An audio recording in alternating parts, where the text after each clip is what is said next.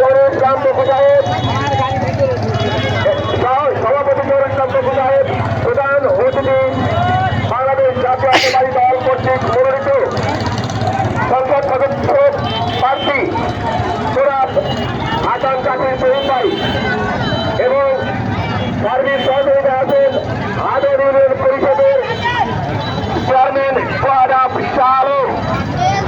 এছাড়াও সার্বিক সহযোগিতা আছে হাদর ইউনিয়ন বিএনপির সকল নেতাকর্মী এবং এর অঙ্গ সংগঠনের নেতাকর্মী সকলকে স্বাচ্ছন্দ্যভাবে এবং সুশৃঙ্খলভাবে এই মেলাকে সাফল্যমণ্ডিত করার জন্য সহযোগিতা যারা করছেন তাদের প্রতি কৃতজ্ঞতা এবং ধন্যবাদ জ্ঞাপন করছি।